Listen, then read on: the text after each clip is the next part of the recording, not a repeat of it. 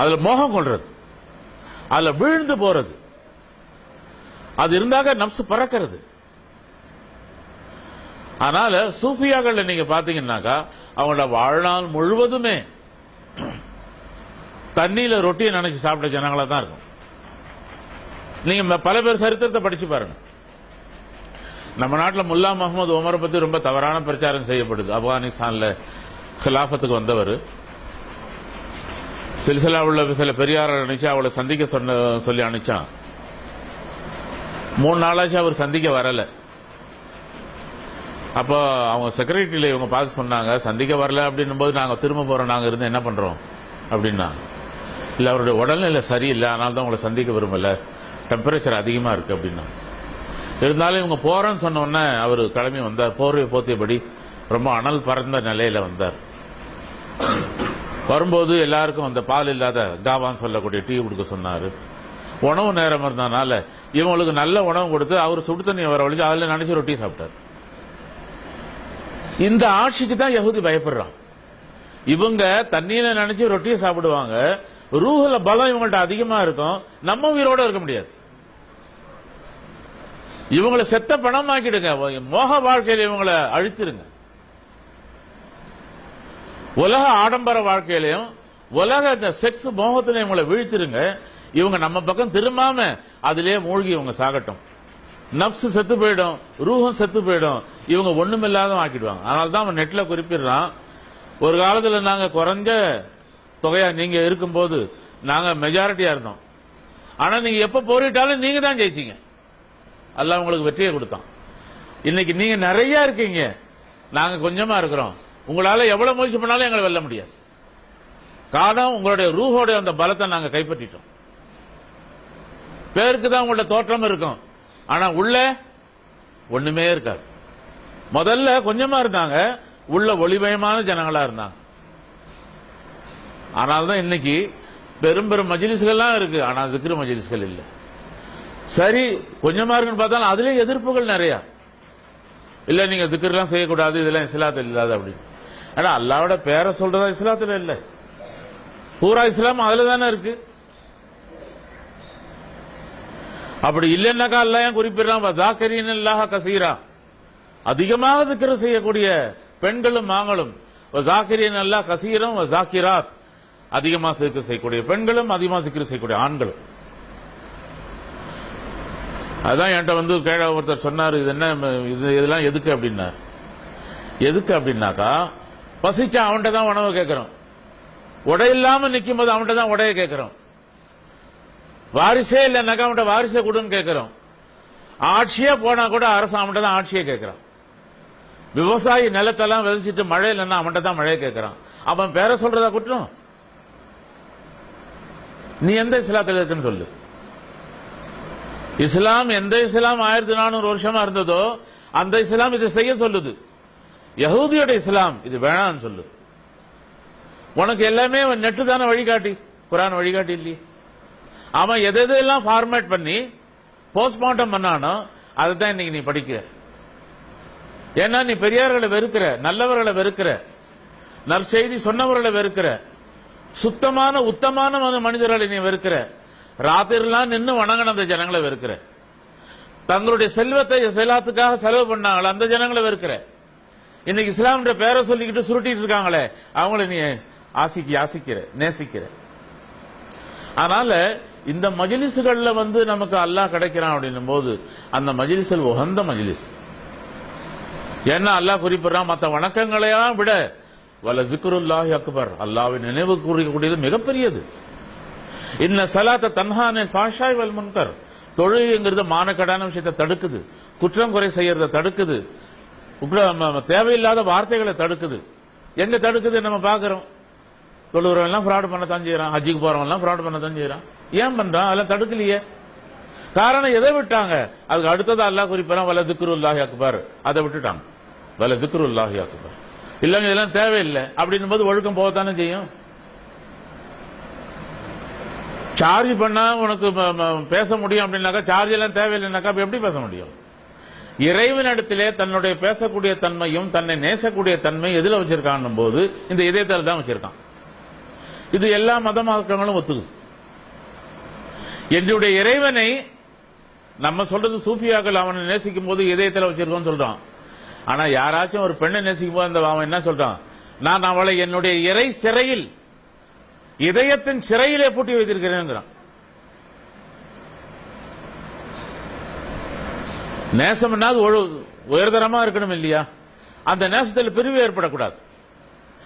எந்த நேசம் எல்லாம் நிக்காக்கு முதல்ல ஏற்பட்டுச்சோ அதெல்லாம் நிக்காக்கு பின்ன பிரிஞ்சு போச்சு.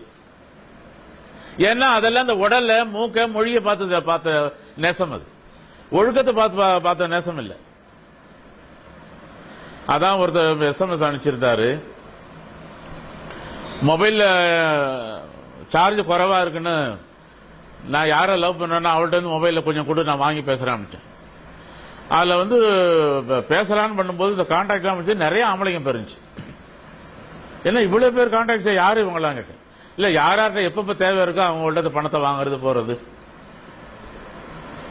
எப்பப்போ என்னுடைய இச்சைக்கு தகுந்த மாதிரி அவங்கள நான் கால் பண்ணுவேன் போவேன்.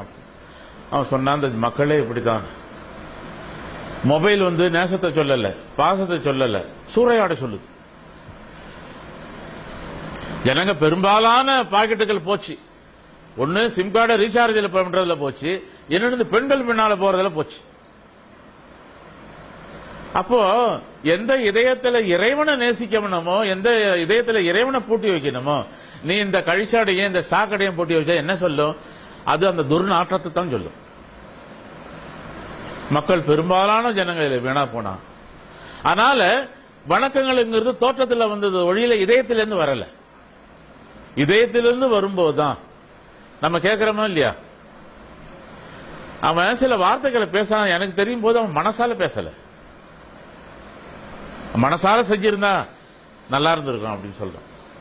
எப்படி ஒருத்தருக்கு இனாம் கொடுக்கிறோம், பரிசை நேரா கொடுக்கிறோம், மூஞ்ச திருப்பிக்கிறோம், எப்படி இருக்கும்? அப்படித்தான் நம்முடைய வணக்கங்களும் அப்படித்தான். உடல் அல்லாஹ் முன்னால் நிக்கிற மாதிரி வேஷம் படுறோம், ஆனா இதயம் அல்லாஹ் முன்னால இல்லை. இந்த அல்லாஹ் முன்னால இதயத்தை நிக்க வைக்கிறதுக்காக இந்த தியானங்களை செய்யப்படும். இது உயர்தரமான ஒழுக்கத்துக்கு கொண்டு போய் நிக்க வைக்குது. நீ வாழறிய இந்த வாழ்க்கைங்கிறது உறுதியானது இல்லை, நிலையானது இல்லை. என்னைக்கு இருந்தாலும் கால் உன்னுடைய தட்டப்படும், கீழே விழுந்துருவேன். நீ காலில இருந்து பார்த்தா பேஸ்புக்ல ஒருத்தர் குளிப்பாட்டுற போட்டோ யாரும் அனுப்பிச்சிருக்காங்க. நல்ல பாடி பில்டரா தான் தெரியுது. இந்த பாடி பில்டப் பண்ணதுல எங்க போச்சு? நல்லா முரட்டுத்தனமா தான் இருக்கு கை கால்லாம். இப்ப எப்படி திரும்பினாலும் அந்த உடம்பு திரும்புது. அதுதான் சூஃபியாக்கள்ல சொல்றாங்க, நீங்க எங்கேயும் யாரையும் தேடும் போது இவர் ஹக்கானவரை பார்த்து தேடுங்க. அவரு உங்க பாக்கெட்டை பாக்குறவரா இருக்கக்கூடாது. ஏன்னா திருப்பூர்ல என்கிட்ட ஒருத்தர் வரும்போது பனிய உற்பத்தி பண்ணக்கூடிய நெட்டிங் கம்பெனி வச்சிருக்க சொன்னாரு, பெங்களூர்லயும் ஒருத்தர் அடிக்கடி வரதா சொல்லுவார், வீடு நல்லா இருக்க எழுதி வையன், தோட்டம் நல்லா இருக்க எழுதி வையன், சொத்தெல்லாம் போச்சு. அந்த மாதிரி பல பேரு இந்த பீர்ஹானான்னு சொல்லக்கூடிய இடங்கள்ல அவர் ஷேக் என்ன சொல்றாரோ கொடுன்னா கொடுத்துட வேண்டியது. முதல்ல சந்திச்சாலே ஒரு சில ஆயிரங்களை அவங்க பாக்கெட்ல வைப்பாங்க. அவர் என்ன பண்றாருங்கிறதே நமக்கு தெரியாது. ஒழுக்கத்தை உயர்ந்த நோக்கத்தில் போதிக்கக்கூடியவர் ஒழுக்கம் என்ன எல்லா பாக்கெட்டையும் கிழிச்சுக்கிட்டே இருந்தாங்க என்ன அர்த்தம்? அதனால அவர் நம்மளை விட மோசமா உலக இச்சை உள்ளவரா இல்ல உலக இச்சையில மீண்டு அதுல உட்கார்ந்து இருக்காரான்னு பார்க்கணும். நம்மள்ட்ட இந்த பயிற்சி செய்யும் போது எந்த அளவுக்கு அல்லாஹ்வுடைய நேசம் ஏற்படுது, வணக்கத்தில் பிடிப்பு ஏற்படுது. இன்னைக்கு காலைல ஒருத்தர் காஷ்மீர்ல போன் பண்ணார், எப்ப நீங்க வந்தீங்களோ உங்கள்ட்ட தொடர்பு ஏற்படுத்தல இந்த பயிற்சியை காலையில 3 மணிக்கு எந்திரிக்கிறேன், தஹஜ்ஜத் தொழுகிறேன், திக்ர் செய்யறேன், மக்ரிப் புரு செய்யறேன், எனக்கு பிடிப்பு நல்லா இருக்கு. தவறான செயல் சொன்னா மனசு பிடிக்க மாட்டாங்குது, ஹலால விரும்புது, ஹராம வெறுக்குது. சொன்ன இதுதான் ரூஹோட வளர்ச்சி. ரூஹோட வளர்ச்சி என்ன? ரூஹு ஹக்க தேடுது, ஹலால தேடுது. உடலும் இந்த அறிவை எதை தேடுது? பெருமையை தேடிது. நான் சொல்லக்கூடிய அந்த நெஞ்சை நிமித்து வைக்க சொல்லுது. பல பேர் உட்கார்ந்துருக்கும் போது நானும் இருக்கணும்னு சொல்லுது. உங்கள்கிட்ட இருக்கிறத விட என்கிட்ட 100 அதிகமா தான் பேங்க்ல இருக்குன்னு சொல்ல சொல்லுது. என்ன ஒண்ணு நீங்க குறைவா மதிப்பிட வேணாம் அப்படின்னு சொல்ல சொல்லுது. ஆனா சூஃபியாக்கள் வாழ்க்கையில எல்லாரும் இருந்தா கூட நான் ஒண்ணும் இல்லைன்னு சொல்லிடுங்க. எதனா இருக்கு, யாராச்சும் இருக்கான் அப்படின்னாக்கா ரப்பு இருக்கிறான்னு சொல்லுங்க. அல்லாஹ் இருக்கிறான், அவன் நம்ம உற்று நோக்கியவனாக இருக்கிறான். நம்ம இன்னைக்கு இருக்கிற நாளைக்கு இல்லாம என்னைக்குமே நிலையா இருக்கக்கூடியவன். அந்த நிலையா இருக்கக்கூடிய இதயத்துல நிலைநிறுத்தினீங்க அப்படின்னும் போது நம்மளும் நிலையா இருப்போம். எது வரைக்கும்? சுவனத்தின் பயணத்தின் வரையும் நிலையா இருக்கும். அதனால் அன்பானவர்களே, வாழ்க்கையில வாழக்கூடிய நாட்கள் ரொம்ப குறுகிய நாட்கள். சேமிச்சு வைக்கக்கூடியது அப்படின்னும் போது இந்த இதயத்தோட ஒளியை தான் சேமிச்சு வைக்கக்கூடியது. இது ஒளி நல்லா இருக்கு, கபர்ல அடக்கம் செஞ்சவொடனே அது வெளிச்சம் ஆயிடும். இது இருட்டா கொண்டு போனோம், வேற யாரும் அங்க வந்து டார்ச் அடிக்க முடியாது. அடுத்த சில நாள்லயே அந்த கபரை தோண்டும் போது நம்மளுடைய அடையாளம் இல்லாம போயிடும். பல பெரியார்களை அவங்க மௌத்துக்கு பிறகு பல நாட்கள் பிறகு தோண்டி எடுத்தா கூட அந்த கஃன் துணி கூட வீணாகாம அது எப்படி இருக்கும்? அந்த மண்ணை அந்த தட்டிட்டு அது மையத்தை திரும்ப அங்க வச்சிருக்காங்க. நமக்கு பார்க்கறதுக்கு உடல் அசையாம இருக்க வழியில அவர் உயிரோடு இருக்கார். காரணம், அதுல ரூஹ் உயிரோடு இருக்கு. நம்மளுடைய கபரில் உயிரோட்டம் இருக்கணும், வெளிச்சம் இருக்கணும், பசுமையா இருக்கணும், குளிர்ச்சியா இருக்கணும்னாக்கா ரூஹ நம்ம உயிரோட்டமா வச்சிருக்கோம். அது காரணம், அந்த ரூஹ்ல அந்த ஒளி இருந்தா அது உயிரோட்டமா இருக்கும்.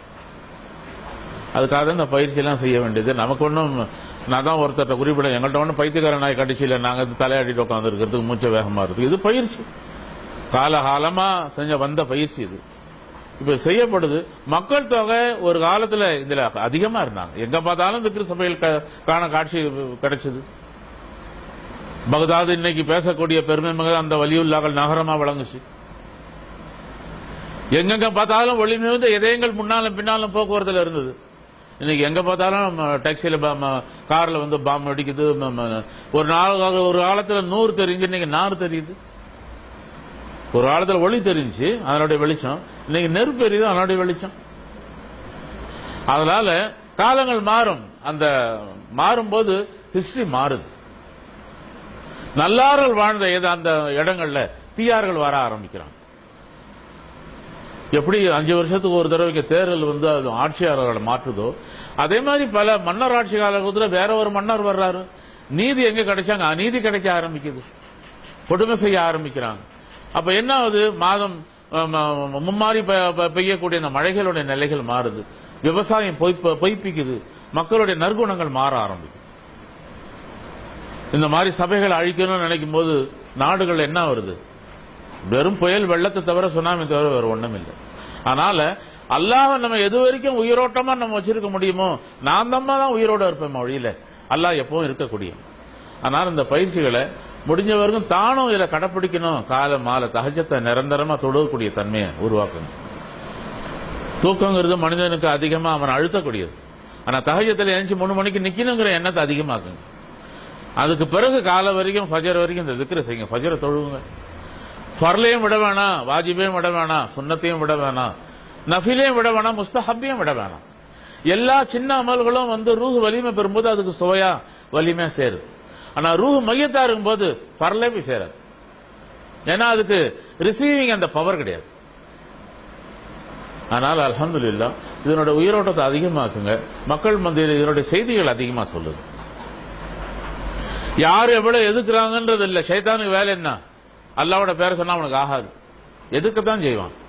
ஆனா நபி அலைஹிஸ்ஸலாத்து வஸ்ஸலாம் இருந்து எல்லா நபிகளும் மைதானத்தில் வேலை செய்யல, வலிமார்கள் வேலை செய்யல. அதே மாதிரி எல்லாருக்கும் இதுல இந்த பயிற்சி செய்யும் போது ரூஹ் வெளிச்சம் ஆகும் போது வலிமார்கள் தான். இதுல இந்த படித்தரங்கள் கிடைக்கும் போது இந்த கிராஜுவேஷன் கிடைக்குதா இல்லையா? விலாயத்து தான் அது. அதனால அல்ஹம்துலில்லாஹ் இதுல நிறைய முயற்சி பண்ணுங்க, மக்களை ஒன்று திரட்டுங்க. எவ்வளவு வந்து உட்கார்றாங்களோ அவங்களுக்கு இந்த பயிற்சி சொல்லிக் கொடுங்க. அல்லாவை அறிமுகப்படுத்துங்க. அல்லாஹ் நாவல இருக்கிறான், இதயத்தில் அறிமுகப்படுத்துங்க. ஒழுக்கத்தை அவங்க பேணி காக்க சொல்லி அவங்கள வாழ்க்கை முறையை போதிங்க. நபி அலைஹிஸ்ஸலாம் கடைசி வரைக்கும் போதிச்ச வாழ்க்கை என்ன? உயர் ஒழுக்கம். அது சஹாபாக்கள்ட்ட அப்ளை ஆச்சு. அங்கேருந்து தாபைகள், தபா தாபையன்கள், அவுலியா சாலியின் படிப்படை. இவங்க எல்லாம் யாரு? ஹக்கா வாழ்ந்த ஜனங்க. காரணம், இந்த ஹக்க உயிர்ப்பிச்சாங்க. நம்மள்ட்ட உள்ளவர்களுக்கு பேர் என்ன? ஹக்கீகத், ஹக்கு. உடம்புங்கிறதுனா பாத்தில், சாக்கடை. என்னத்தான் இதுக்கு வந்து நீங்க பாலிஷ் பண்ணி பெர்ஃபியூம் அடிச்சா கூட கொஞ்ச நேரத்தில் வேர்த்து போச்சுன்னாக்கா அந்த மனிதன்கிட்ட உட்கார முடியாது. ஆனா ரூஹுங்கிறது அல்லாஹ்வுடைய ஒளியிலிருந்து வந்தனால எப்பவுமே அது சுகந்தமா உள்ளது. ஆனால் தான் சுகந்தத்தை அல்லாஹ் குறிப்பிடுறான். இந்த ரூஹ பலமாக்கி வரும்போது இந்த சுகந்தத்தை கொண்டு அந்த சுகந்தத்தை அனுபவிங்க. உடலை நீங்க பலமா கொண்டிக்கணும், இந்த நாத்தத்துல நரகம் தான் உங்களுக்கு கிடைக்கும், வேற ஒன்றும் கிடைக்கும். இதுதான் நம்ம இந்த உலகத்தில் உள்ள இந்த ரெண்டே தீம் தான். ரூஹோட வாழ்க்கையா இல்ல உடலோட வாழ்க்கையா, அதை தேர்ந்தெடுக்க வேண்டிய பொறுப்பு நம்மள்ட்ட இருக்கு. முடிவு நம்மள்ட்ட தான் இருக்கு. எல்லாம் முடிவு விட்டான், நீங்க எது தெரிஞ்சு நீங்க அங்க போறீங்க. ஆனா ரெண்டு என்கிட்ட இருக்கு அப்படின்னு குறிப்பிடுறோம். அதனால அல்ஹம்துலில்லாஹ் இதனோட பயிற்சிகளையும் இதனுடைய வணக்கங்களையும் இதுல தீவிரமா ஆர்வப்படுங்க. இதுல என்ன ரிட்டையர்டா மக்களுக்கு மட்டும்தான் அப்படின்னு இல்லை. நீங்க பார்த்தா கொஞ்சம் வயசாயிடுச்சு, எனக்கு வயசாயிடுச்சு. ஆனா வாலிபர்கள் அதிகமா கொண்டாங்க. நிறைய வாலிபரை கொண்டு வந்து சேருங்க. ஆர்வம் உள்ளவங்க, அவங்கள்ட்ட கல்வி தேடணும் ஆர்வம் இருக்கு, எதாச்சும் பயிற்சி செய்யணும்னு ஆர்வம் இருக்கு, அதில் ஈடுபட்டாங்க அப்படின்னும் போது அவங்க மாறினா சமுதாயம் மாறும். அல்லாஹ் கபூல் செய்வானாக. நம்முடைய நிகழ்ச்சிகளை புரிந்து கொண்டு வரக்கூடிய நாளை நிகழ்ச்சியை தொடர்ந்து செய்யக்கூடிய நல்வாய்ப்பினை வழங்கி தந்தர் வாழ்வனாக. வாஹிரு தாவானா அல்ஹம்துலில்லாஹ்.